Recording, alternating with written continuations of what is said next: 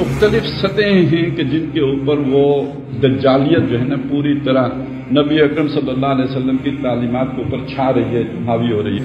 World order पूरी दुनिया का एक निज़ाम है।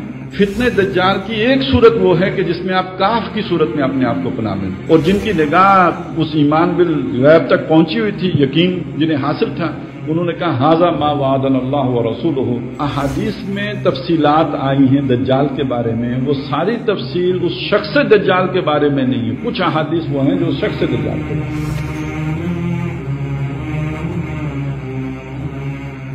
रब्बि इश्रह ली सदरी व यस्सिर ली अमरी वहलुल उक़दतम मिन लिसानी यफ़क़हू क़ौली आमीन या रब्बल आलमीन। आज की इस नशिस्त में जो इससे पहले 4 हमारी गुफ्तगुएं हुई हैं, उसका एक छोटा सा खुलासा आपके सामने पेश करना है। फिर बाज़ जगहों पे कुछ अगर कसर रह गई है तो उसका इजाला करना है, और फिर इंशाअल्लाह ताला अहादीस की तरफ आना है। जो भी वक्त बचेगा उसमें, नहीं तो फिर इंशाअल्लाह अगली नशिस्त में उसको मुकम्मल कर लेंगे।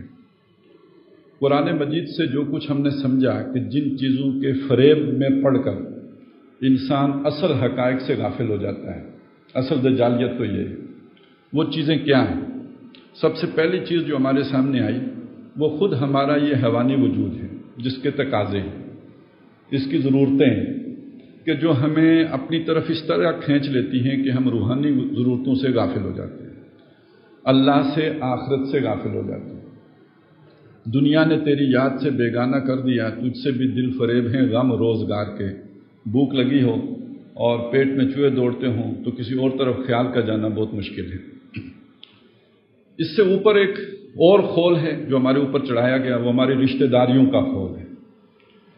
उन रिश्तेदारियों में ज़्यादातर माल और औलाद जो औलाद के ताल्लुक़ को या किसी जगह बीवी के ताल्लुक़ को बयान किया गया है, लेकिन उसकी जो नुमायाँ तरीन सूरत तफसील के साथ बयान हुई है वो सूरह तौबा की आयत नंबर 24 है कि कुल इनकाना आबाउकुम व अबनाउकुम व इख्वानुकुम व अज़वाजुकुम व अशीरतुकुम व अमवालुन इक़्तरफ़्तुमूहा व तिजारतुन तख़शौना कसादहा व मसाकिन तर्दौनहा। 8 चीज़ें हैं। आबा बाप दादे, अबना बेटे पोते, इख्वान भाई बहन, अज़वाज बीवियाँ और बीवियों के लिए उनके शोहर, अशीरा बरादरी कुंबा कबीला, अमवालुन इक़्तरफ़्तुमूहा माल जो मेहनत करके कमाएं, जो डाके से कमाएं उनसे इतनी मोहब्बत नहीं होती, और जो हरामखोरी से कमाएं उनसे भी इतनी, हरामकारियों से कमाएं उनकी भी इतनी मोहब्बत नहीं होती, जो करप्शन करके कमाएं उनकी भी मोहब्बत नहीं होती। मेहनत करके जो कमाएं, वह अमवालुन इक़्तरफ़्तुमूहा व तिजारतुन तख़शौना कसादहा, वो सौदेबाजियाँ, वो तिजारत, वो कारोबार जिनकी कसाद बाजारी का धड़का लगा रहता है। वह मसाकिन तर्दौनहा, जो मस्कन, जो घरोंदे, जो आपके राइश की जगह हैं, जो आपको जो आपने डेकोरेट की हैं, मुज़य्यन की हैं। ये 8 मोहब्बतें, इनके मुकाबले में 3 मोहब्बतें अल्लाह की, अल्लाह के रसूल की, अल्लाह की राह में जहाद करने की। इसमें कंपैरिजन करके देख लो कि तुम्हारा रुझान किस तरफ है, किस साइड, किस तरफ तुम झुके हुए हो। अगर तुम्हारा पलड़ा वो 8 मोहब्बतों का झुक गया है, फ़तरब्बसू, जाओ इंतज़ार करो। ये इंतज़ार करना ऐसा ही है, कहीं आपने इंटरव्यू दिया, आपसे 2 सवाल पूछ के कह दिया गया कि आप जाएं, जिसका मतलब आप रिजेक्ट हो गए। फ़तरब्बसू, तो जाओ, हत्ता याती अल्लाहु बिअम्री, इंतज़ार करो यहाँ तक कि अल्लाह की तरफ से मौत आ जाए, अल्लाह का अम्र आ जाए, यानी मौत का फरिश्ता आ जाए। बाकी आपके लिए ये तय हो गया है, आज ही तय हो गया है। वल्लाहु ला याहदिल कौमल फासिकीन, ऐसे फासिकों को अल्लाह हदायत नहीं दिया करता है। तो ये वो दूसरा दायरा है जो इंसान जिसमें धंस कर या जिसमें खुब कर या जिसकी मोहब्बत में गिरफ्तार होकर उन असल हक़ाइक़ से गाफिल हो जाता है।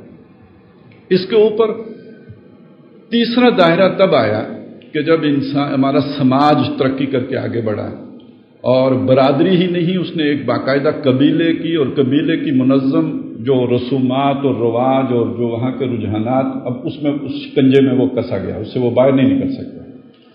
फिर उसमें मज़ीद तरक्की हुई जब समाज आगे बढ़ा और एक शहरी रियासत वजूद में आई। किसी एक इलाके में 3-3, 5-5 कबीले मिल के रहना शुरू हुए, तो उन्होंने एक मायदा इमरानी किया, उसके बगैर तो वो नहीं रह सकते थे। मेरा रवाज और मेरे कबीले का, आपके कबीले का रवाज और, हम कत्ल की सज़ा कुछ देते हैं, आप कत्ल की सज़ा कोई और देते हैं। تو بامی معاہدہ کرنا پڑے گا نا کہ میرا چور آپ کے ہاں چوری کرتے ہوئے پکڑا گیا تو کیا سزا دیں گے، آپ کا چور یہاں پکڑا گیا کیا کریں گے. یہ شہری ریاست بن گئی، یہ ایک نیا جو ہے سوشل کانٹریکٹ ہو گیا. ظاہر ہے نیا کانٹریکٹ ہوا تو آپ پر نئی پابندی آ گئی، آپ ایک نئی جکڑ بندی میں آ گئے، اس نئی جبر میں آ گئے. جتنا آپ کا آزادی کا دائرہ سمٹنے لگا اتنا ہی آپ عمل کرنے میں مجبور ہوتے چلے گئے. تو اب آپ نے اللہ کی ماننی ہے یا قبیلے کی ماننی ہے، ٹکراؤ آ گیا.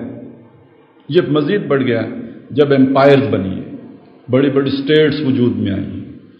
اور آج جس دور میں ہم رہ رہے ہیں یہ گلوبل ویلیج کا دور ہے. عالمی جو ہے وہ ایک ورلڈ آرڈر، پوری دنیا کا ایک نظام ہے. اور اس کی میں نے آپ کو 3 بڑے بڑے پرت دکھائے تھے. 3 پردے ہیں یا 3 لیاف ہیں یا 3 دجال کی وہ جو ہے نا وہ تہیں ہیں جو ہمارے سامنے آئی تھی. سماجی نظام، معاشی نظام، سیاسی نظام. آج ہمارا سیاسی نظام حاکمیت انسان کے فلسفے پر قائم ہے. اس سے آگے جو ہے معاشی نظام ہے وہ ذاتی ملکیت کے اصول پر قائم ہے. سماجی سطح پر انسان کو حیوان سمجھ کے بہرحال اس کا ایک جو بھی نظام بنایا گیا ہے جس کا لب لباب یہ ہے کہ مرد اور عورت بالکل برابر ہیں، ایکول ہیں، شانہ بشانہ ہیں، کوئی ان میں امتیاز اور فرق و تفاوت نہیں ہے. یہ وہ 3 طے ہیں جن کا فساد پوری دنیا میں پھیل چکا ہے. ظہر الفساد فی البر والبحر بما کسبت ایدی الناس. اور یہ ساری چیزیں خوبصورت سلوگنز کے ساتھ ہیں، زینا مزین کی ہوئی چیزیں ہیں. اور وہ میں نے آپ کو چند علامات بتائی تھی، نام لے کے بتایا. روشن خیالی اچھا نام ہے، معنی اس کا بڑا کبھی ہے. جمہوریت بہت ہی اچھا خیال ہے، اچھا آئیڈیا ہے، لیکن یہ کہ تو نے دیکھا نہیں مغرب کا جمہوری نظام، چہرہ روشن اندرون چنگیز سے تاریک تر. یہ دجل ہے، یہ فریب ہے جس میں کہ انسان کو الجھایا گیا. جو انسان کی فطرت کے قریب کے الفاظ ہیں وہ لائے گئے، لیکن یہ کہ ان کے اندر جو معنی ڈالا گیا وہ نہیں تھا کہ جو انسان نے سمجھا. اس کا مفہوم اور معنی کچھ اور ہے. دیوے استبداد جمہوری کباب میں پائے کو، تو یہ سمجھتا ہے کہ آزادی کی ہے نیلم پری. تو یہ دھوکہ، یہ ڈسیپشن، یہ فریب جو نو انسانی کھا رہی ہے. تو یہ 3 تہیں ہمارے سامنے آ گئی. میں نے عرض کیا تھا کہ جو محمد رسول اللہ صلی اللہ علیہ وسلم نے نظام قائم کیا تھا تو وہ سب سے پہلے وہ سیاسی نظام ختم ہوا، اس میں آلائشیں آئیں، پھر معاشی نظام میں تبدیلی آئی. آج جس دور میں ہم جی رہے ہیں ہمارا ایک نیا جو ہے وہ سماجی نظام تشکیل پا رہا ہے، بہت حد تک تشکیل پا چکا. جو کوئی ریموٹ ایریاز بچے ہوئے تھے وہاں آپریشنز کے نام پر کسی اس سے وہ سب اس گلوبل تہذیب کے جو ہے نا اس کے اندر جکڑے جا رہے ہیں. کہیں زلزلے میں امداد کے نام پر ہو رہا ہے، کہیں پہ آپریشن کر کے لوگوں کو کیمپوں میں جمع کر کے جو سوشل انجینئرنگ پروگرام چل رہے ہیں، این جی اوز کی مدد سے بھی چل رہے ہیں، اور ڈسٹرکشن کر کے بڑے پیمانے پر. تو وہ سوشل انجینئرنگ پروگرام پوری دنیا میں آپ نے خاص طور پہ نوٹ کیا ہوگا کہ دنیا میں جہاں بھی ریموٹ ایریاز ہیں اور قبائلی علاقے ہیں وہاں آپریشن ہو رہے ہیں. بہانہ کہیں کوئی بھی ہو لیکن وہاں آپریشن ہو رہے ہیں. اور وہ ایک ہی طرح کا اس کی نوعیت ہے کہ سب لوگوں کو ایک جگہ جمع کرو، ان کو ریفیوجیز بناؤ، وہاں کیمپنگ ہو. اب وہاں جو ایجوکیشن ہو رہی ہے وہ ابھی ہمیں نہیں معلوم، وہاں وہ کیا نئی سیٹنگ ہو رہی ہے وہ آپ کو نہیں معلوم. لیکن یہ کہ بہرحال انٹرنیشنلی آپ کا ایک پروگرام چل رہا ہے، سوشل انجینئرنگ پروگرام ہے. اسی کے تحت این جی اوز ہیں، اسی کے تحت آپ کا نظام تعلیم ہے، اسی کے تحت آپ کے ہاں 18ویں ترمیم آئی ہے جس میں صوبے اب خود مختار ہو گئے ہیں کہ انہوں نے اپنا جو بھی نصاب تعلیم ہے وہ خود مرتب کریں گے. اب وہ نصاب تعلیم مرتب کیسے کریں گے؟ ان کو ساری تعلیمی اخراجات این جی اوز دیں گی. تو ان کے وہ جو بورڈ ہیں جنہوں نے بنانے ہیں وہ نصاب تعلیم، اس میں وہ این جی اوز کا انفلوئنس ہے. وہ پنجاب میں بھی یہی ہوگا، کے پی کے میں بھی ہوگا. یہ بدلا ہوا پاکستان. تو یہ مختلف سطحیں ہیں کہ جن کے اوپر وہ دجالیت جو ہے نا پوری طرح نبی اکرم صلی اللہ علیہ وسلم کی تعلیمات کے اوپر چھا رہی ہے، حاوی ہو رہی ہے. یہ آخری سطح بچی ہوئی تھی جہاں تک وہ پہنچ رہی ہے. اس سے اب ایک چیز جو خاص طور پہ رہ گئی تھی وہ ہے کہ جو سورہ کہف ہے جس کو یہ کہا گیا کہ یہ دجال سے پناہ اور فتنہ جو ہے دجال کا اس سے بچت کا ذریعہ بنے گی. تو اس پہ اگرچہ کہ میں نے یہ بات بیان کر دی تھی کہ تاریخی طور پر اس دور کا آغاز ہوا ہے رینائسنس مومنٹ سے، جو تحریک احیاء علوم ہے اور جو مغرب کی بیداری ہے. باوجود اس کے کہ اس بیداری کے پیچھے قرآن مجید کا حصہ ہے، لیکن یہ کہ بہرحال وہ بعد میں اس کو جو پر لگے ہیں تو وہ نبوت سے، رسالت سے، ہدایت سے، آسمانی وحی سے وہ بالکل ہی جو ہے لا تعلق ہو گئی اور گویا کانی ہو گئی۔ علوم جو دو ہیں، ایک علم وحی ہے اور ایک علم حواس ہے، دونوں کا ذکر آپ کو سورہ بقرہ کے 4 رکوع میں مل جائے گا۔ وَعَلَّمَ آدَمَ الْأَسْمَاءَ كُلَّهَا، یہ علم بالحواس ہے۔ اور ایک علم وہ ہے جو ضرورت کے مطابق وحی کے ذریعے سے آتا رہا، جس لیول پہ انسان ہوتا رہا، وہ قبیلے کے لیول پر ہے تو اس کے مطابق، وہ برادری کے لیول پر ہے تو اس کے مطابق، وہ شہری ریاست کے لیول پر ہے تو اس کے مطابق، اور وہ اگر اسٹیٹ کے لیول پر آ گیا تو اس کے مطابق وہ علم آتا رہا۔ فَإِمَّا يَأْتِيَنَّكُم مِّنِّي هُدًى فَمَن تَبِعَ هُدَايَ فَلَا خَوْفٌ عَلَيْهِمْ وَلَا هُمْ يَحْزَنُونَ، وہ علم بالوحی ہے۔ اس مومنٹ کا نتیجہ کیا نکلا؟ جو یورپ میں پروان چڑھی وہ یہ نکلا کہ اس انسان نے علم بالوحی سے آنکھ بند کر دی اور علم بالحواس پر اس نے فوکس کر دیا، تو یہ گویا اس میں ایک کانا پن آ گیا، ایک آنکھ کھلی ہے، دوسری آنکھ بند ہو گئی۔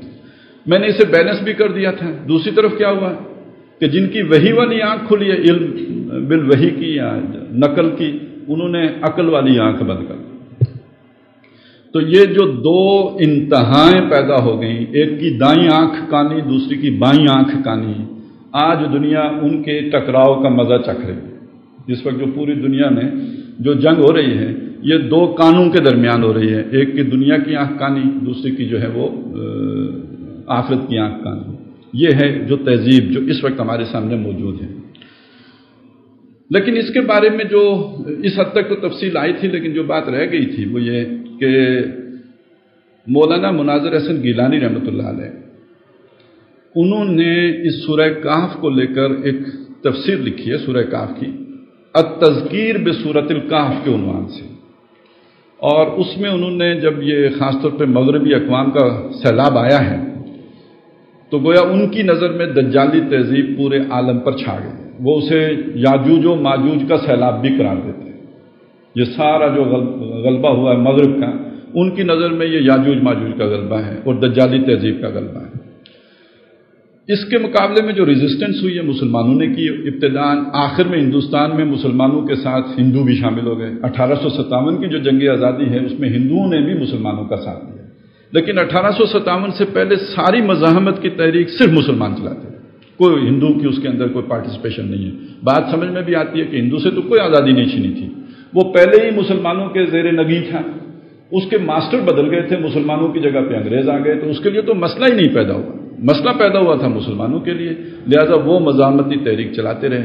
بالآخر 1857 میں جا کے تو ہندو بھی ساتھ شامل ہو گیا، لیکن دونوں مل کے بھی ناکام ہو گئے، اور دوبارہ جو ہے وہ پوری طرح انگریز کا صحیح معنوں میں تو اقتدار قائم ہی 1857 کے بعد ہوا، باقاعدہ قانونی اقتدار ان کا، بادشاہت کا خاتمہ ہوا اور ملکہ برطانیہ کے تابع ہو گیا ہندوستان 1857 کے بعد۔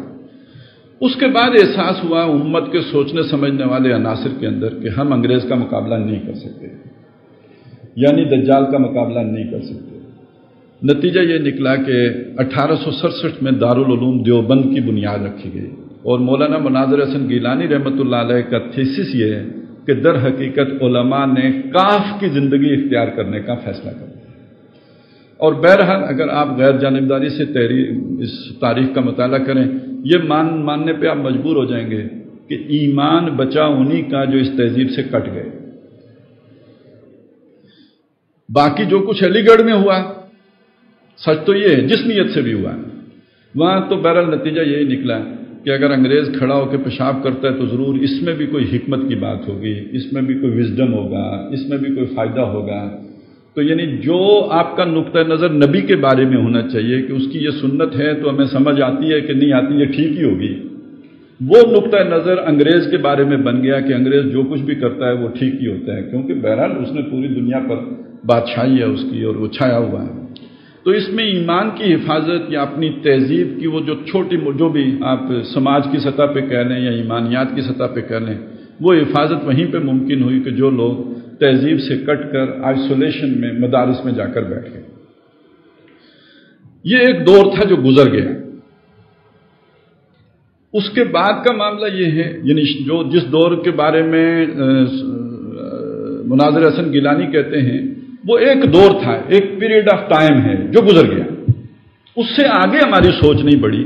میں اسی نقطے کو لے کے سورہ کاف کے دیگر جو واقعات ہیں ان کو سامنے رکھ کر ذرا بات کو آگے بڑھانے کی کوشش کرتا ہوں، اور یہ بہت اہم ہے.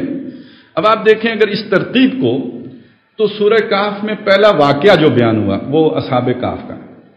اس کے بعد جو دوسرا واقعہ بیان ہوا وہ دو آدمیوں کی بحث و تکرار کا ہے. ایک بڑا امیر کبیر آدمی ہے، انفلوئنشل، دوسرا ایک غریب مسکین، وہ جس کو کوئی پوچھنے والا نہیں، جوتیاں چٹکانے والا. لیکن یہ کہ وہ جوتیاں چٹکانے والا آنکھوں میں آنکھیں ڈال کر ایک ایسی بات اس سے منوانے کی کوشش کر رہا ہے جو عقل میں آنے والی نہیں، جو سمجھ میں آنے والی بات نہیں ہے، یعنی ان آواز کی سمجھ میں آنے والی بات نہیں، وہ اس سے منوا رہا ہے، لیکن اعتماد اس کا بڑا ہے.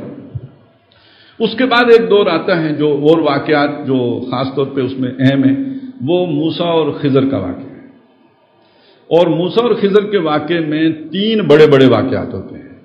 ایک واقعہ یہ ہوتا ہے کہ وہ جو خضر ہیں وہ کشتی توڑ دیتے ہیں. دوسرا واقعہ یہ ہوتا ہے کہ وہ ایک بچے کو قتل کر دیتے ہیں. تیسرا واقعہ یہ ہوتا ہے کہ ایک گرتی ہوئی دیوار کو وہ سیدھا کر دیتے ہیں. یہ تین بڑے واقعے. ان تینوں کاموں پر حضرت موسیٰ علیہ السلام اعتراض کرتے ہیں. اور پھر جب ان کی آپس میں جدائی ہو جاتی ہے تو حضرت خضر جو ہیں وہ موسیٰ کو بتاتے ہیں کہ یہ تین کاموں کے پیچھے حکمت کیا تھی، یہ میں نے کیوں کیے تھے، جو تجھے اچھے نہیں لگے، ان کے پیچھے کیا خیر تھا جو تیری سمجھ سامنے نہیں آیا. اس کے بعد پھر ایک بڑا واقعہ جو ذکر ہوا ہے وہ ذوالقرنین کا ہے. میں چاہتا ہوں ذرا ان واقعات کی روشنی میں بھی تو ہم دیکھیں نا سورہ کاف کو، جس کا مطلب کیا ہے. فتنہ دجال کی ایک صورت وہ ہے کہ جس میں آپ کاف کی صورت میں اپنے آپ کو پناہ میں رکھتے ہیں، اور فتنہ دجال کی ایک صورت یہ ہے کہ جہاں آپ کو بے شک آپ مسکین ہوں، آپ کے پاس کوئی اختیار نہ ہو، محتاج ہوں، لیکن جرت کے ساتھ آنکھوں میں آنکھیں ڈال کر آپ بات کر رہے ہو، مرعوب نہ ہو، آپ کے اندر کوئی احساس مرعوبیت نہ ہو، احساس کمتری نہ ہو، بظاہر آپ کا کوئی حال احوال نہ ہو، لیکن آپ کو اپنے اوپر اعتماد ہو، اپنی سوچ کے اوپر اعتماد ہو. یہ دوسرا واقعہ ہے. تیسرا واقعہ کچھ ایسی انہونیاں ہو رہی ہیں جو آپ کی سمجھ میں نہیں آ رہی ہیں. اور چوتھا واقعہ یہ ہے کہ آپ کے پاس اقتدار ہے. ذوالقرنین کوئی شر کی علامت نہیں ہے، ذوالقرنین ایک خیر کی علامت ہے. یعنی آپ اگر جہاں سے چلے تھے وہاں آپ کے پاس مسکینی تھی، آپ جا کے غار میں چھپ رہے ہیں. مومن کہاں پہ چھپا ہوا ہے؟ غار میں. پہنچے کہاں پہ؟ مومن صاحب اقتدار ہے. اب ذرا آپ انہی کو لیجئے نا، مناظر حسن گیلانی کے اس ترتیب کو. تو ہندوستان میں جب انگریز آ گیا تو آپ غار میں چلے گئے، اس سے آگے نکلے تو اگلا مرحلہ آیا، تو یعنی آنا چاہیے جب آپ آنکھوں میں آنکھیں ڈال کے آرگو کر رہے ہیں، آپ دلائل دے رہے ہیں، بات کر رہے ہیں. اس سے اگلا کچھ حادثات، حوادث، اس کا معاملہ ہے. پھر یہ کہ آپ کے اقتدار کے معاملہ ہیں. تو میں ذرا اس ترتیب میں اگر آپ دیکھیں تو ہندوستان کی تاریخ آپ کو کیا بتاتی ہے. ہندوستان کے تناظر میں اب میں بات کر رہا ہوں، اس کو آپ عالمی تناظر میں بھی منطبق کر سکتے ہیں. پہلا دور تو بلا شبہ کاف کا دور ہے، اور میں آپ کو بتا چکا کہ ایمان کی حفاظت وہی کرنے میں کامیاب ہو سکے کہ جو کاف میں چلے گئے، یعنی مدارس میں جنہوں نے پناہ لی. یہ ایک دور تھا جو گزر گیا. اس کے بعد کا جو دور ہے یہ در حقیقت وہ دور ہے کہ جس کے فاتح آپ علامہ اقبال کو قرار دے سکتے ہیں. آپ علامہ اقبال کو دیکھیے نا، تو اس کوئی دنیا کہیں گورنر ہے، وہ کہیں بادشاہ ہے، اس کے پاس کوئی اختیار نہیں. لیکن یہ کہ جس طرح مغرب کی آنکھوں میں آنکھیں ڈال کے وہ کہہ رہا ہے کہ تمہاری تہذیب اپنے خنجر سے آپ خودکشی کرے گی، جو شاخ نازک پہ آشیانہ بنے گا ناپائیدار ہوگا. اب یہ بڑا سادی سی بات ہے بہت ہی، لیکن اس کو اگر ادھر اس آدمی کی بات کے ساتھ جوڑ کے دیکھیں، وہ جو دو باغوں والے کے ساتھ مکالمہ کر رہا ہے، ایک عام آدمی کہ جس کے پاس ککھ نہیں ہے، وہ کہہ رہا ہے کہ امید ہے کہ میرا رب جو ہے تیرے ان باغوں کو ویران کر دے اور مجھے ان سے بہتر باغ عطا کر دے. جو وہاں پہ بات بیان ہو رہی ہے بالکل ویسی نہیں لگ رہی. یہاں پہ تمہاری تہذیب اپنے خنجر سے آپ خودکشی کرے گی، جو شاخ نازک پہ آشیانہ بنے گا ناپائیدار ہوگا. اب ادھر ذرا دیکھیے سر سید احمد خان صاحب کو کہ وہ اس مروبیت میں، یعنی وہ بھی ایک دور ہے نا. یہ جو ہے ابھی آئنسٹائن کا دور نہیں شروع ہوا، یہ نیوٹن کا ایرا ہے. ابھی مادہ غیر فانی ہے، یعنی سائنس جہاں تک پہنچی ہے وہ کیا ہے کہ مادہ فانی نہیں ہے. آپ قیامت کی بات کیسے کر سکو گے؟ سائنٹیفک مائنڈ کے سامنے قیامت کی بات آپ کیسے کرو گے؟ وہاں فرشتے کو کیسے ثابت کرو گے؟ یعنی فرشتے کی بات کرنا دقیانوسی بات کرنے کے مترادف ہے. لہذا سر سید کو کہنا پڑا کہ یہ اصل میں مولوی صاحب کو سمجھ نہیں آئی، فرشتہ تو نیچرل فورسز کو کہتے ہیں. آپ جن کو کیسے ثابت کرو گے؟ آج بھی بہت سے لوگ کہتے ہیں یار کوئی جن وین نہیں ہوتا یہ وہ. تو پھر کیا کریں جن کا؟ آخر مسلمان بھی رہنا ہے. جن کو انگریز مان کے ہی نہیں دیتا، سائنس مانتی ہی نہیں جن کو، تو کیا کریں؟ اصل میں وہ لوگ جو جلدی اشتعال میں آ کر آگ بگولا ہو جاتے ہیں وہ جن ہوتے ہیں. جو کہ جن علیحدہ مخلوق نہیں ہوتی، انسانی ہوتے ہیں. مشتعل مزاج لوگ جو ہوتے ہیں، جو ایک دم شعلہ جوالا بن جاتے ہیں اور آگ بگولا ہو جاتے ہیں غصے میں، یہ جنات ہیں. ایک توجہ ہو گئی. یہ جو فرعون ڈوبا تھا یہ کوئی سمندر پھٹ نہیں گیا تھا، یہ جوار باٹا تھا. ہائی ٹائڈ لو ٹائڈ کا چکر تھا. وہ جب موسیٰ علیہ السلام گزرے تو سمندر لو ٹائڈ پہ تھا، اور جب فرعون گزرنے لگا تو وہ ہائی ٹائڈ پہ آ گیا. تو خیر جن کو پتہ ہوتا ہے وہ ہائی ٹائڈ لو ٹائڈ کیسے ہوتی ہے وہ بھی ہنسیں گے، اچھا لطیفہ ہے. لیکن یہ کہ چلے کام چل گیا، بات نکل گئی. تو انہوں نے کام چلایا. اس ماحول میں آ کر ایک آدمی کہتا ہے کہ یہ سب کچھ جو ہے نا تمہارا، یہ کچھ بھی نہیں ہے. اصل حقیقت یہ ہے، میں اس جرت کی بات کر رہا ہوں جو اقبال کی ہے، اور مجھے اور آپ کو نہیں کہتا. یہاں آ کے کسی مولوی صاحب کا خطاب کرنا بہت آسان ہے. اعلیٰ علمی حلقوں میں جہاں آپ کا اٹھنا بیٹھنا ہے، انٹلیکچوئل جو ڈسکورس ہے اس میں جا کے یہ بات کہنا، یہ اقبال کے علاوہ کسی میں یہ جرت آپ کو نظر نہیں ہے. پھر اقبال ہی نہیں، اس کے بعد اور بہت سے لوگ اٹھے جنہوں نے مغرب کے نظام پر تنقید کی. اور اس میں بہرحال ہندوستان اپنی جگہ پہ سب سے بڑھ کر کنٹریبیوشن ہندوستان کا ہے. اگرچہ کہ تحریکی اعتبار سے مصر آگے نظر آئے گا آپ کو، حسن البنا کا اخوان. لیکن یہ کہ حسن البنا جو نے خود انہوں نے کوئی فکر تو نہیں دی، ایک جذبہ دیا، ایک ولولہ دیا، ایک تحریک دی، یہ تو سب ہے. اصل فکر تو وہاں بھی سید قطب کا ہے، اور سید قطب نے خود تسلیم کیا کہ میں نے سید مودودی سے لیا. تو یہ سمجھ لیجئے کہ وہ اقبال نے وہ چیز جو کہی بڑے ترنگ میں آ کے، اس کے نتیجے میں ایک طرف ابوالکلام کے اندر وہ جرت پیدا ہوئی، اس نے حکومت الہیہ کے قیام کی بات کر لی. آپ ذرا سوچیں اس دور میں یہ بات کہنا. ایک تو اقبال ہی ہو سکتا ہے تا خلافت کی بنا دنیا میں ہو پھر استوار لا کہیں سے ڈھونڈ کر اسلاف کا قلب و جگر، اور منہاج نبوت پہ جو قائم و خلافت اس دور سیاست کی یہی ایک دوا ہے، یہ اقبال ہی کہہ سکتا تھا. اور دوسری طرف یہ کہ ابوالکلام نے تو اس کا باقاعدہ عمل کا آغاز کر دیا. حزب اللہ بنائی، اللہ کی پارٹی. انگریز کے دور میں انگریز موجود ہے، اللہ کی پارٹی وجود میں لائی جا رہی ہے، اور اس پارٹی کے قیام کا مقصد کیا ہے؟ حکومت الہیہ کا قیام. جو سانپ بغاوت کی بات ہے یا نہیں؟ وہ 20 میں جب دوسری طرف مڑ گئے، کانگریس میں چلے گئے، تو 32 میں الجہاد فی الاسلام کتاب لکھ کے مولانا مودودی کھڑے ہو گئے. تو بہرحال وہ اس نظام کے مقابلے میں کچھ فقراء، جیسے وہ قرآن مجید میں ایک فقیر کا ذکر کیا، وہ اجنبی لوگ، فقیر لوگ ایک نئے نیریٹو کے ساتھ کھڑے ہو گئے. یہ مکالمے کا آغاز ہے، یہ ڈائلاگ کا آغاز ہے، اور یہ یوں سمجھے مجادلہ ہے جو مغرب کے ساتھ کیا جا رہا ہے. اب اس کے بعد پھر ایک دور آیا ہے کہ جس کو اگر ہم موسیٰ اور خضر کی ملاقات کے تناظر میں دیکھیں تو حوادث ہو رہے ہیں. ان حوادث کو آپ یوں سمجھیں نا کہ ایک ہمارا ملک بن گیا، یہاں ایک تحریک کے نتیجے میں پاکستان وجود میں آ گیا ہے. اس کے پیچھے وہ ساری سوچ موجود ہے، پاکستان کا مطلب کیا، لا الہ الا اللہ بن گیا. لیکن یہ کہ یہ کشتی اس منزل کی طرف نہیں چل پائی جس کی طرف ہم اسے لے کے جانا چاہتے ہیں. ایک حادثے سے دو چار ہو گئی، پھٹا ٹوٹ گیا، آپ کے قطر میں 2 لخت ہو گئے،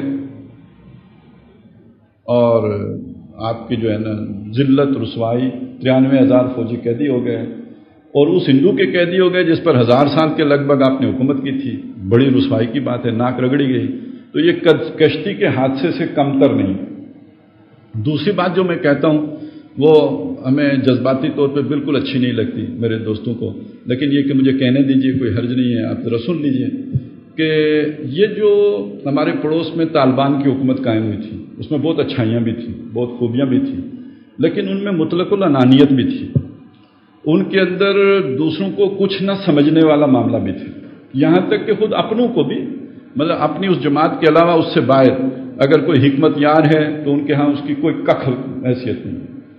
کوئی احمد شاہ مسعود ہے اس کو کوئی اپنے ساتھ ملانے کوئی سوچ نہیں ہے. جس نے آنا ہے تابع فرمان ہو کر آئے گا. برابری کی سطح پر ہم بات کرنے کے لیے تیار ہیں. باقی دنیا کے بارے میں بھی جو بھی وہ ایک جو ہمارا وفد گیا تھا 9/11 کے بعد ملنے کے لیے، تو وہ سوچ بڑی چھن کے اوپر آ گئی تھی کہ تم نے کوئی جنگ جیتی نہیں، ہم نے کوئی جنگ ہاری نہیں. تو ذرا وہ جو ایک اندر تھا وہ باہر نکل آیا. یہ جو ڈیورنٹ لائن کا مسئلہ تھا 99 سالہ پٹا جب ختم ہوا تو طالبان کے دور میں ختم ہوا. ان سے ایکسٹینشن کی جو ہے نا درخواست کی گئی، مسترد کر دی گئی. دوست تھے نا، یعنی ہم نہیں بنائے تھے، لیکن یہ کہ یہ انہوں نے کہا نہیں، افغان کہیں گے کہ تم نے اپنی زمین بیچ دی، ہم یہ معاہدہ جو ہے نا اس کو ایکسٹینڈ کرنے کے لیے تیار ہیں. وہ آج بھی پینڈنگ پڑا ہوا ہے. تو کہنے کا مطلب یہ کہ ان کے اندر تھوڑا وہ ایک بے روخا پن یا وہ ایک کھردرا پن بالکل ان کے اندر تھا. یہ کوئی مانے نہ مانے تھا. اور اپنا وہ جو ایک حنفیت اور دیوبندیت ہے وہ بھی بڑی شدت کے ساتھ موجود تھی. ان کے اندر وہ تحریکی اور احیائی جذبہ بالکل نہیں تھا. ایک مذہبی جو جیسے بسم اللہ کی گنبد میں بند ہونے والی بات ہے وہ بالکل ان کے اندر تھی. 98 میں میرا وہاں جانا ہوا. جلال آباد گورنر ہاؤس کی جو مسجد تھی اس میں ہم نے نماز پڑھی. صبح کے وقت وہاں فجر کی نماز میں کوئی وفد آیا ہوا تھا شمال سے، انہوں نے رفع یدین کیا. اس پہ لڑائی ہو گئی. یہ کسی محلے کی مسجد کی بات نہیں کر رہا ہوں، گورنر ہاؤس کی مسجد کی بات کر رہا ہوں کہ آپ نے رفع یدین کیوں کیا. تو بہرحال یہ وہ وہاں کے جو چیف جسٹس تھے، شاید یہ وہی صاحب ہیں جو اب وہاں کے امیر ہیں. تو ان سے ہم نے پوچھا کہ آپ نے شیعوں کے لیے کوئی علیحدہ جو ہے نا طلاق نکاح کے کوئی قوانین ہیں؟ انہوں نے کہا یہاں ظاہر شاہ کے دور میں اسے یہ فقہ حنفی ہے، شیعوں کو بھی وہی ماننی ہے. یہ ذہنیت تھی. اب اگر اس میں اس کو ذرا دیکھیں کہ وہ جو بچہ قتل ہو گیا، تو جب بعد میں وضاحت کی تھی موسیٰ کو انہوں نے، خضر نے، تو کیا بتایا تھا کہ ہمیں اندیشہ تھا کہ یہ بڑا ہو کے والد جو نیک ہیں اس کے ساتھ بے رخی برتے گا، اس کے ساتھ گستاخانہ رویہ اختیار کرے گا، تو ہم نے چاہا کہ اس کے بدلے میں اسے نیک اچھا صالح اولاد عطا کر دیں. تو اگر اس تناظر میں اس کو دیکھیں تو یہ ایک امید بھی ہے اس سے بہتر. اب اگر وہ واپس آئیں گے تو بہت کچھ سیکھ کے آئیں گے، اور جو خبریں آ رہی ہیں تو معلوم ہوتا ہے ہاں سیکھا ہے، انہیں پتہ لگا ہماری غلطیاں کیا تھیں. ہم جذباتی لوگ ماننے کے لیے تیار نہیں ہیں، جو اس ایکسپیرینس سے گزر رہے ہیں وہ مان رہے ہیں کہ ہماری غلطیاں کیا تھیں، وہ اسے ٹھیک کرنے کے لیے تیار ہو رہے ہیں. اب آئیں تیسرے واقعے کی طرف، دیوار سیدھی کرنے کا واقعہ. پوری دنیا میں اسباب جیسے ہوتے ہیں اسی طرح کام ہوتا ہے، لیکن ایک ملک دنیا میں ایسا ہے جس کے ہم باسی ہیں کہ یہاں اسباب سے ہٹ کر بھی بہت کچھ ہوتا ہے. یہ آپ کی تاریخ ہے کہ یہاں شاید ہی کوئی حکمران آیا ہو جو ملک کے ساتھ مخلص ہو، جس نے اسے لوٹا کھسوٹا نہ ہو. روس میں ایک گورباچوف آیا ٹوٹ گیا، اس کے حصے بکھرے ہو گئے. یہاں گورباچوف ضرب 10 ہر کوئی آیا، ملک پھر بھی سلامت ہے. تو یہ تو آیت اللہ ہے. ہر کوئی مٹانے کی فکر میں رہا، نہیں مٹا. ابھی آپ کو پتا ہے آپ پہ قرضے اتنے نہیں ہیں جتنے ایک ایک آدمی کی دولت باہر جمع ہے. جو معلوم ہے، جو نہیں معلوم وہ تو، جو معلوم ہے وہ تو ٹپ آف دا آئس برگ ہے، نہ معلوم تو اس سے زیادہ ہوگی. لیکن یہ کہ بہرحال ادھر ہی سے گئی ہے، پھر بھی چل رہا ہے. اچھا صرف اتنا ہی نہیں، دنیا واقعی مخالف ہے، اس لیے کہ آپ کا نظریہ ہی وہ ہے کہ جو دنیا کو قابل قبول ہی نہیں، لا الہ الا اللہ اور یہ، اور آپ کی آئین کے اندر جو کچھ ہے.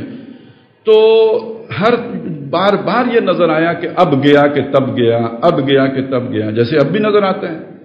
لوگ کہتے ہیں حالات بہت خراب ہیں، ہماری اکنامک صورتحال بڑی خراب ہے، فلانا ہے ڈنگڑا ہے، لیکن ہر بار ایسا کچھ ہوا. کوئی 9/11 ہو گیا کہ ہماری ضرورت وقت کے سرداروں کو پڑ گئی اور پھر کام چل پڑا. یعنی اس کو منور مرزا صاحب یوں بیان کرتے تھے کہ ایسا ہوتا ہے کہ پاکستان الٹا ہو جاتا ہے تو اللہ تعالیٰ پاکستان کو سیدھا رکھنے کے لیے پوری دنیا کو الٹا کر دیتا ہے تاکہ یہ سیدھا نظر آئے. اور بانی تنظیم اسلامی ڈاکٹر اسرار اس کو یوں کہتے تھے کہ ایسا ہوتا ہے کہ چلتے چلتے میز سے جب گرنے لگتا ہے اللہ تعالیٰ پورا میز گھما کے پھر اس کے لیے رستہ چلا دیتا ہے کہ چلو چلتے رہو. یہ بالکل وہ دیوار سیدھا کرنے والی بات ہوگی. لیکن اس سے یہ سمجھ لینا کہ ہم نے کوئی اچھے کام کیے، یہ بالکل دوسری بات ہے. دیکھیے اب یہ نقطہ ہے جس کو سمجھانے کے لیے میں نے بات رکھی تھی تکوین کی اور تشریح کی. یہ جو موسیٰ علیہ السلام کا کردار ہے یہ تشریح کردار ہے، اور یہ جو خضر کا کردار ہے یہ تکوینی کردار ہے. اب اس کی وضاحت میں یوں کروں کہ اگر موسیٰ بچہ مار دیتے تو مجرم ہوتے، خضر نے مار دیا تو کوئی بات نہیں، خضر تو معمور اس کام پہ۔ اللہ فیصلے کس کے نافذ ہو رہے ہیں؟ اللہ کے ہو رہے ہیں۔ اللہ کے فیصلے نافذ کون کرتا ہے؟ کوئی فرشتہ کرتا ہے جو ہمیں نظر نہیں آتا۔ ہمارے سامنے ایک واقعہ ہوتا ہے، وہ اسباب کے اندر ہو رہا ہوتا ہے، ہمارے سامنے وہ بچہ جب مرا ہوگا تو وہ سمجھے چھت سے گرا یا کچھ ہوا، وہ مر گیا، وہ موسیٰ دیکھ رہا تھا کہ گرا نہیں، اس کو پیچھے سے کسی نے دھکا دیا، ہمیں نہیں نظر آئے گا، ہمارے سامنے وہ حادثہ ہوا، اس کے پیچھے خدائی فیصلہ جو نافذ کر رہا ہے وہ کوئی خضر کا ہاتھ ہے جو نافذ کر رہے ہیں۔ وہ کچھ دن موسیٰ وہ دیکھتے رہے، وہ ہر ایک پہ اظہار ناراضگی کرتے رہے۔ تو اس میں جو چیز نمایاں ہو کے ہمارے سامنے آئی وہ کیا ہے کہ جو اللہ نے جس کام پہ معمور کیا فرشتے کو، وہ اپنا کام کرے گا، وہ تکوینی حاکمیت اللہ کی نافذ کرے گا۔ انسان کا کام یہ ہے کہ جو تشریعی طور پر وہ اسے دیکھے اس کے مطابق بات کرے، جیسے حضرت موسیٰ علیہ السلام معاہدے کے باوجود اعتراض کرتے رہے اور بتاتے رہے یہ تم نے غلط کیا، یہ صحیح نہیں کیا، یہ اس طرح نہیں ہونا چاہیے تھا۔ یہ ہے ایک انسان کا کام۔ اب اس کا ایک پہلو اور ہے اگلا کہ بعض اوقات وہ کام انسان کے ہاتھوں ہو رہا ہوتا ہے۔ ایک آدمی ہے، اس کا قتل ہونا ہے، وہ کوئی انسان قتل کر رہا ہے، کوئی قابیل کسی حابیل کو قتل کر رہا ہے، فیصلہ اللہ کا ہے، اللہ کا فیصلہ نہ ہوتا یہ نہ ہو سکتا۔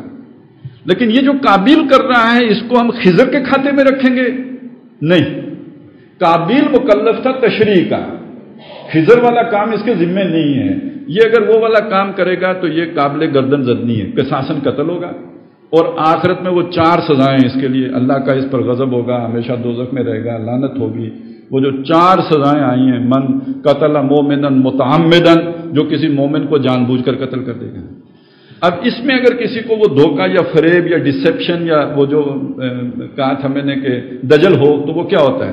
مثلا ہمارے ادارے ہیں، پلاننگ کرتے ہیں، سوچتے ہیں، وہ کہتے ہیں کوئی نہیں، پاکستان کو بچانے کے لیے طالبان کو مروا دیتے ہیں، تو یہ خضری کام ہے نا۔ خضر بھی خفیہ طور پہ کام کرتا تھا، ہم بھی خفیہ ادارے ہیں، لہذا ہم نے اگر یہ کام کر لیا تو ٹھیک ہے، یہ خدائی فیصلہ یہی ہے۔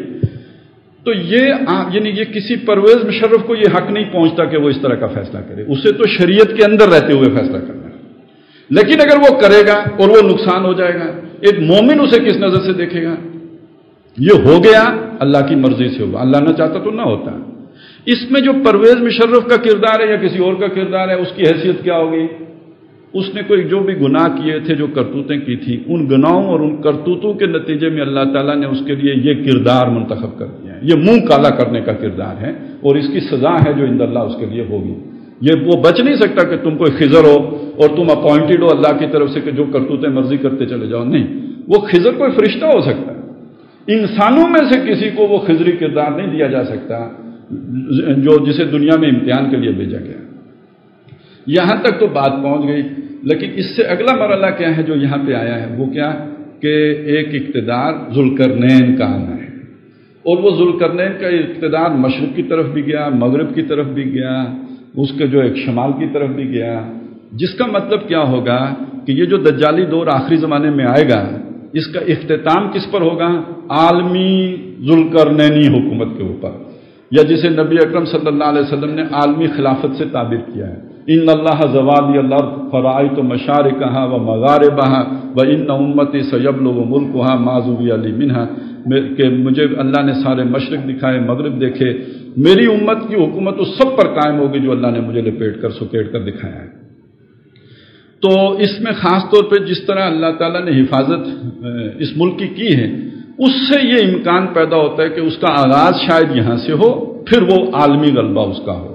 لیکن یہ کہ یہ بات ہم یقین سے نہیں کہہ سکتے، یقین سے یہ کہہ سکتے ہیں کہ عالمی غلبہ ہوگا، لیکن اس کا آغاز کہاں سے ہوگا یہ ہم نہیں جانتے۔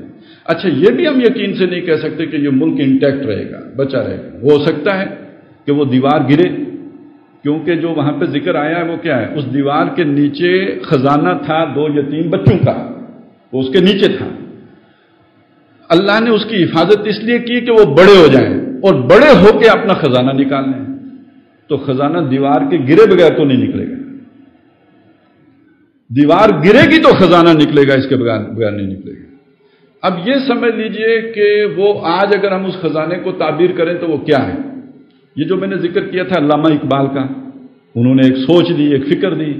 یہ جو میں نے چند اور فقیروں کا ذکر کیا، ابوالعلا ہوں یا ابوالکلام ہوں یا اور جو اس رخ پہ چلے ہوں، اس کو ذرا اور پیچھے لے جائیں، اقبال سے بھی پیچھے لے جائیں. یہ جو دو قومی نظریہ ہے یا جو یہ سوچ ہے، اس کے جو مجدد یا بانی ہیں وہ در حقیقت مجدد الف ثانی ہے. یہ 400 سال کا جو ہے نا پروسیس ہے. یہ وہ ہماری اجتماعی لاشعور میں پرست ہے. وہ جیسے دیوار کے نیچے ہے نا، یہ اس علاقے میں، اس خطے میں جو مسلمان آباد ہیں اس کے اجتماعی لاشعور میں یہ جذبہ موجود ہے. اسی کا نتیجہ ہے کہ خلافت ترکی میں ختم ہوتی ہے، تحریک ہندوستان میں چلتی ہے. اسی کا نتیجہ ہے اور مسلمان ممالک بھی آزاد ہوئے. لا الہ الا اللہ کی بنیاد پر صرف ہندوستان میں مسلمانوں نے آزادی مانگی، آپ کو کہیں اور یہ نہیں نظر آئے گا. اسی کا نتیجہ ہے کہ بہرحال آج بھی بہت سے لوگ اس ملک کے ساتھ اپنی نیک امیدیں وابستہ کر کے بیٹھے ہوئے ہیں اور اسی اسلام کے نام پہ آج بھی ایکسپلائٹ ہو رہے ہیں. یہ وہ سوچ ہے جو 400 سالوں میں یہاں پہ ہے، اور یہ سوچ عوام میں ہے، آپ کے حکمرانوں میں نہیں ہے. یہ سوچ عوام میں ہے، آپ کے اداروں میں نہیں ہے. یہ سوچ عوام میں ہے، بدقسمتی سے ہمارے علماء میں بھی نہیں ہے. اور یہ سب وہ ہیں کہ جو ہمارے اوپر بیٹھے ہوئے ہیں، وہ علماء کی صورت میں ہوں، حکمرانوں کی صورت میں ہوں، مقتدر طبقات کی صورت میں ہوں، جو سب کو دیوانہ بنا سکتی ہے. میری ایک سکے پہ کے اچھالنے پہ جو ہے وہ دیوانے ہو سکتے ہیں. وہ جو بالکل صحیح بات کہی ہے، وہ جو کسی اٹارنی نے امریکی نے کہی تھی کہ یہ پاکستانی اپنی ماں بھی ڈالر کے عوض بیچ سکتے ہیں، تو وہ ہم نہیں ہیں. وہ پاکستانی ہیں جن کے ساتھ ان کا واسطہ پڑتا ہے. وہ ہمارے بارے میں تو خطرے سے دو چار ہیں کہ یہاں پہ جو ہے نا وہ بڑا ٹیررزم بھی ہے، یہاں پہ فنڈامنٹلزم بھی ہے، یہاں پہ یہ بھی ہے، وہاں پہ وہ بھی ہے. تو وہ مائیں بیچنے والے کون ہیں؟ وہ انہیں جانتے ہیں جن کے ساتھ ان کا سابقہ پیش آتا ہے. یہاں ہم پاکستانی تو ماں نہیں بیچتا، یہ جو بیچتے ہیں ان کا ذکر ہو رہا ہے. وہ ہیں کہ جو قبضہ کر کے بیٹھے ہیں اچھا یہ ذرا میں بالکل مادی بات کروں، ذرا اس کے اعتبار سے بھی دیکھ لیجئے. ہمارے اس ملک کی زمینوں میں، اس ملک کے جو معدنیات ہیں وہ بھی تو کوئی کم نہیں ہے نا. تیل کی دولت کی کوئی کمی ہو، سونے کی کوئی کمی ہو، کوئلے کی کوئی کمی ہو، سب کچھ نکل نہیں رہا. کیوں؟ ان کی نااہلی کی وجہ سے. تو وہ گویا اللہ تعالیٰ اس قوم کے لیے اس کی حفاظت کر رہا ہے. وہ سارا جو ہے وہ فکری اثاثہ بھی محفوظ ہے، اور یہ کہ اس کے ساتھ ساتھ جو مالی یا مادی اسباب ہیں وہ بھی اللہ نے ان کے ہاتھ نہیں لگائے، وگرنہ وہ بھی سارے سوئٹزرلینڈ پہنچ چکے ہوتے. تو یہ ایک حفاظت ہو رہی ہے. اب جب اللہ یہ دیکھے کہ یہ قوم اس کے لیے تیار ہو گئی ہے تو اس کا امکان ہے پورا یہ دیوار گرے. لیکن یہ گر بھی جائے، آج میں اس کا ذکر اس لیے کر رہا ہوں، تو پھر بھی یعنی اب اگر ہم مایوس ہو جائیں تو یہ بھی ایک دجل ہوگا نا. ظاہری حالت پر مایوس ہو کے بیٹھ گئے، فریب کھا گئے. امید پھر بھی قائم رکھنی ہے کہ یہاں وہ خزانہ نکلے گا.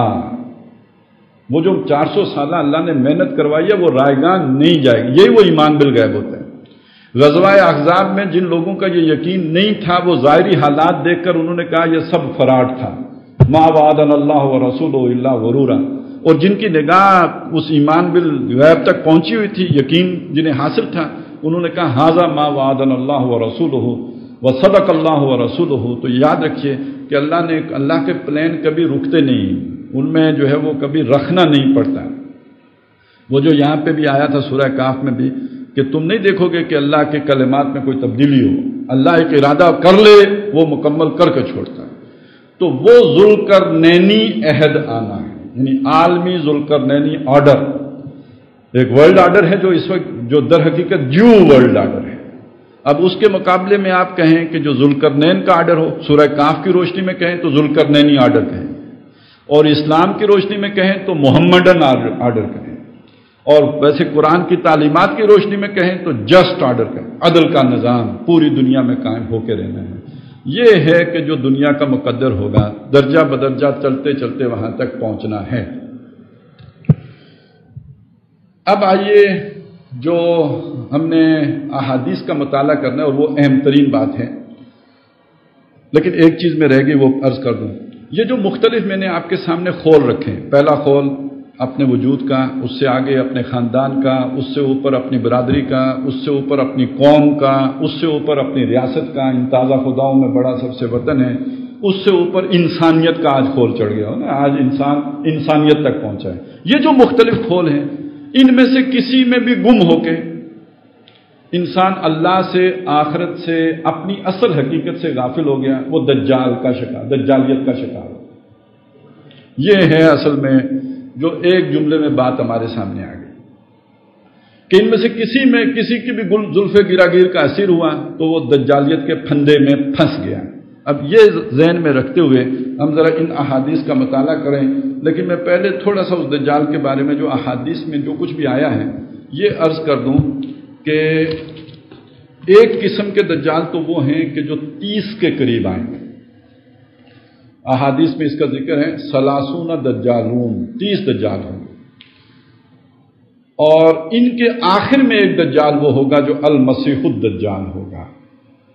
کس تناظر میں جب ہم دیکھیں گے تو مطلب کیا ہوگا کہ 30 وہ ہوں گے جو نبوت کا دعویٰ کریں گے مگر جھوٹے ہوں گے۔ 30 کذابون بھی کہا گیا ہم کو، جھوٹے نبوت کا دعویٰ کرنے والے 30۔ وہ مسلمہ کذاب حضور کے دور میں، صحابہ کے دور میں آ گیا، اسی طرح مختلف آتے رہے۔ ہمارے دور میں وہ غلام احمد قادیانی ہیں، پہلے والوں کا مجھے نہیں معلوم، لیکن ہمارے دور میں جتنے بھی اٹھ رہے ہیں ان کی ایک مسٹری ہے ان کے ساتھ خوابوں کی، یعنی غلام احمد قادیانی کو بھی خواب ہی آنے شروع ہوئے نا، اور وہ خواب ذرا پرسونیفائی ہوتے چلے گئے اور وہ نبوت تک بات پہنچ گئی۔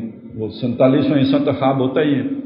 تو ہندوستان میں یہ مسئلہ بڑا رہا ہے کہ یہاں سارے کاموں کا آغاز خوابوں ہی سے ہوا ہے، مدرسے بھی بنے ہیں تو خوابوں ہی سے چلے ہیں، تحریکیں بھی اٹھی ہیں تو خوابوں سے اٹھی ہیں۔ تو ذرا یہ پس منظر ذہن میں رہے۔ غلام احمد قادیانی ایک بڑا دجال یقیناً ہے، اور اس کے اثرات سے آپ نکلے نہیں ہیں۔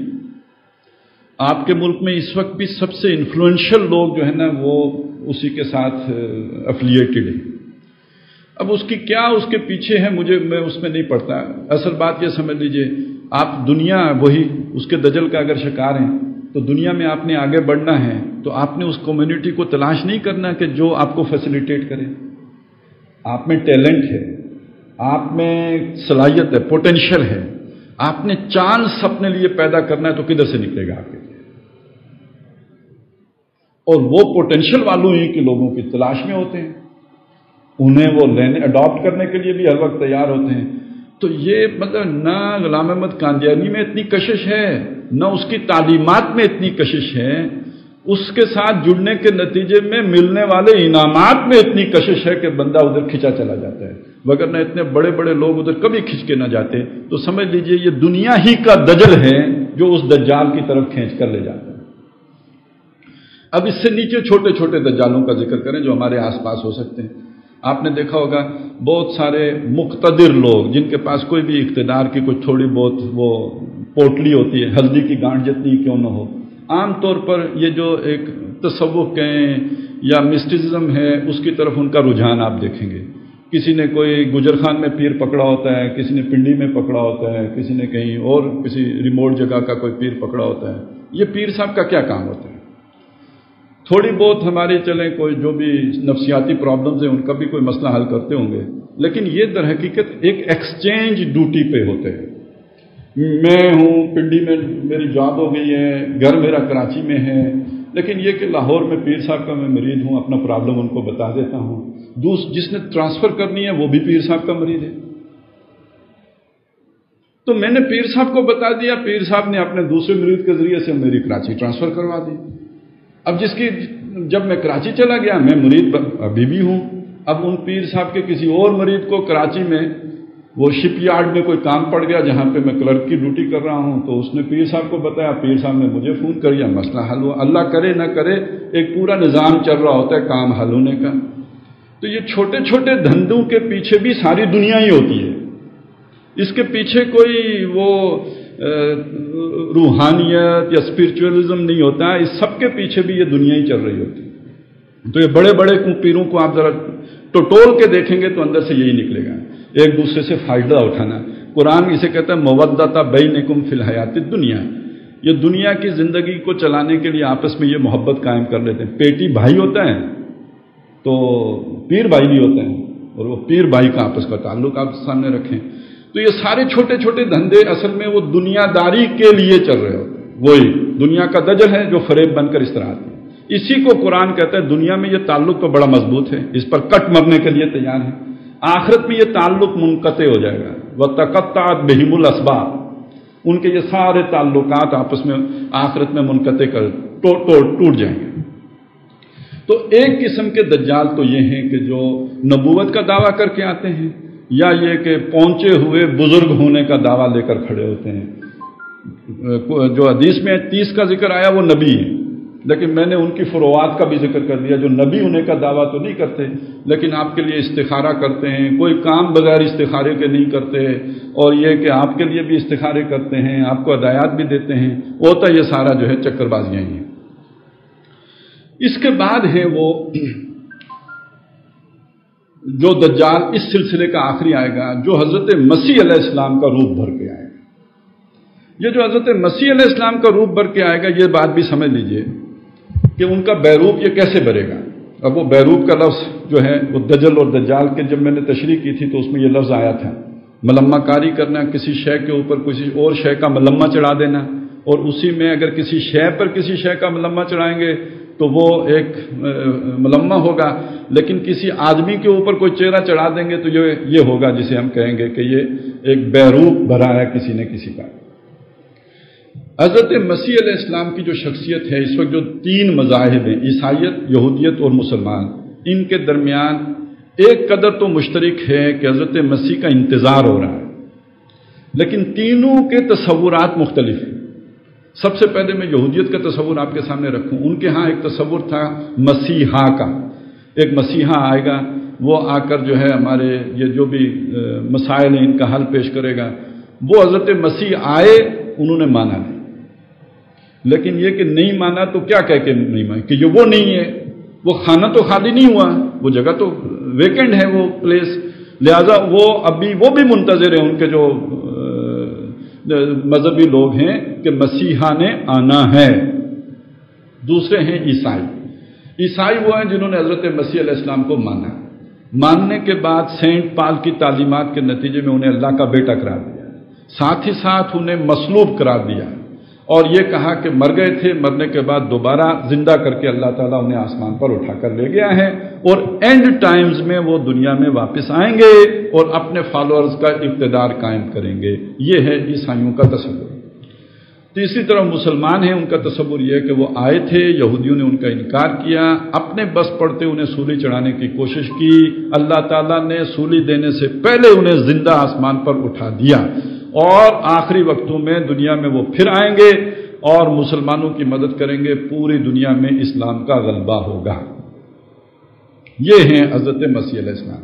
اب ایک شخص آئے گا حضرت مسیح علیہ السلام سے پہلے، وہ ایک فرد ہوگا، ایک شخص ہوگا، زیادہ گمان یہی ہے کہ وہ یہودی ہوگا، اور وہ آ کے یہودیوں کو بتائے گا کہ میں وہ مسیحا ہوں، اور اس کے ساتھ بہت ہی سپر نیچرل اس کے پاس طاقتیں ہوں گی، اور یعنی وہ جو حضرت مسیح کے معجزات تھے اس سے ملتے جلتے معجزات وہ دکھا رہا ہو۔ اور چونکہ یہی حضرت مسیح کے ماننے والوں یعنی عیسائیوں کے لیے اللہ کا بیٹا بن کے آئے گا، اللہ کا بیٹا رب ہوتا ہے، لہذا یہ ربوبیت کا دعویٰ بھی کرے گا۔ عیسائیوں کے لیے تو وہ اس کی وہ حیثیت ہونی چاہیے نا، وہ حضرت مسیح کو کیا مانتے ہیں؟ اللہ کا بیٹا مانتے ہیں، یعنی رب مانتے ہیں۔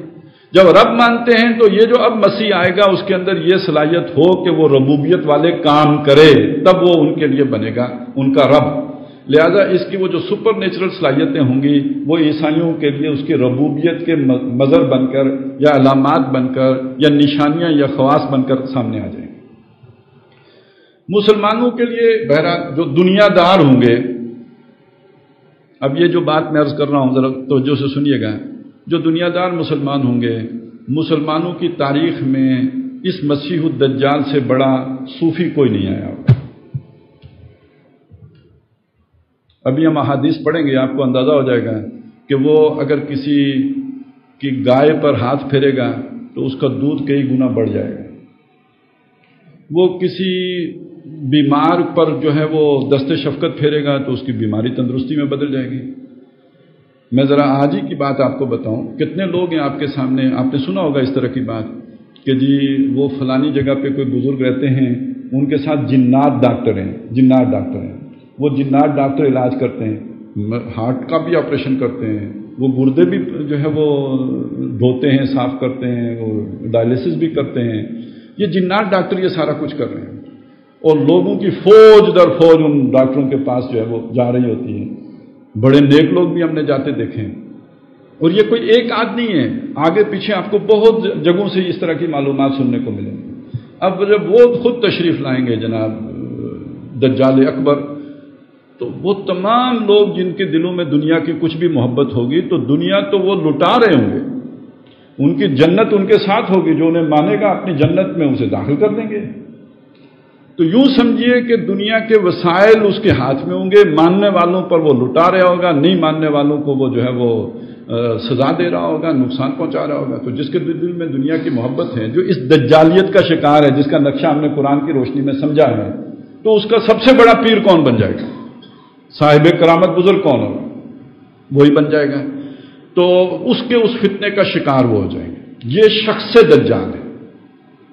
احادیث کے مطالعے سے ایک بات جو سامنے آتی ہے کہ شخص دجال کے علاوہ ایسا محسوس ہوتا ہے کہ دجال کی بعض صفات ایسی ہیں کہ جو آج ان کا انطباق ہم سائنس اور ٹیکنالوجی کی ترقی پر بھی کر سکتے ہیں، اور اس کی بعض صفات ایسی ہیں کہ جن کا پوری طرح انطباق اس وقت کی سپر پاور کے اوپر ہوتا ہے۔ تو ان ساری چیزوں کو دیکھتے ہوئے ہم یہ کہہ سکتے ہیں کہ جو احادیث میں تفصیلات آئی ہیں دجال کے بارے میں، وہ ساری تفصیل اس شخص دجال کے بارے میں نہیں ہے۔ کچھ احادیث وہ ہیں جو شخص دجال کے بارے میں، کچھ احادیث وہ ہیں جو پوری طرح امریکہ پر منطبق ہوتی ہیں، اور کچھ وہ ہیں جو ہماری سائنس اور ٹیکنالوجی کی جو ترقی ہوئی ہے اس پر ان کا انطباق ہوتا ہے۔ یہ جو میں کوشش کروں گا کہ احادیث کو ان کیٹیگریز کے اندر رکھ کر آپ کے سامنے پیش کروں، تو اس میں انشاءاللہ تعالی ان کی جو ایک ہے، یہ بڑا مشکل مضمون، یہ دجال والا احادیث کی روشنی میں اسے سمجھنا۔ ایک آخری بات عرض کر دوں، اس کی مشکلات کا اندازہ اسی سے لگائیے کہ دجال کے خروج کے بارے میں 2 جگہوں کا ذکر ملتا ہے حدیث میں۔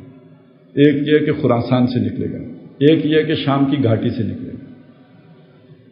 یہ اسی میں تطبیق کرنا بڑا مشکل ہو جاتا ہے۔ بہرحال مجھے تو یہ لگتا ہے کہ مسلمانوں کا دجال خراسان سے نکلے گا، جس سے مسلمان دھوکہ کھائیں گے، بڑا صاحب کرامت ہوگا، وہ ہو سکتا ہے کہ وہ وقتی طور پہ مسلمانوں کو فتوحات بھی عطا کرے، اور یہ یروشلم پر بھی مسلمانوں کا قبضہ ہو جائے، اور بظاہر جو ہمیں یہودی طاقت نظر آتی ہے اس کا کلا کما کر دے، لیکن بعد میں وہی پھر شام سے ایک نیا جو ہے علم لے کر کھڑا ہو جائے، اور وہ عیسائیوں کا بھی خدا بن کے آ جائے سامنے۔ تو وہ وقت ہوگا جو مسلمانوں کے لیے مشکلات کا آغاز کا ذریعہ باعث بنے گا۔ لیکن یہ کہ اس پر ہم انشاءاللہ بعد میں بات کریں گے، اور اس کا ایک بڑا گہرا تعلق جو سعودی عرب ایران کشمکش ہے اس کے ساتھ بھی جڑتا ہے۔ تو جب بات ہم نے شروع کی ہے تو چلیں کر ہی لیں گے۔ ہے وہ بہت چشم کشاں، آنکھیں کھولنے والی، لیکن یہ کہ فوڈ فار تھاٹ کے درجے میں ہوگی، وہ اس میں ہم حتمیت کا رنگ نہیں بر سکتے۔ ایک بات ہے جو ذہن میں ہے، آپ کے سامنے رکھوں گا، آپ اس پر غور کیجیے گا۔ تو یہ انشاءاللہ تعالی ہم احادیث کا اس انداز میں اور اس رخ پر اگلی دفعہ سے مطالعہ شروع کریں گے۔ اقول قولی ھذا واستغفر اللہ لی ولکم ولسائر المسلمین والمسلمات۔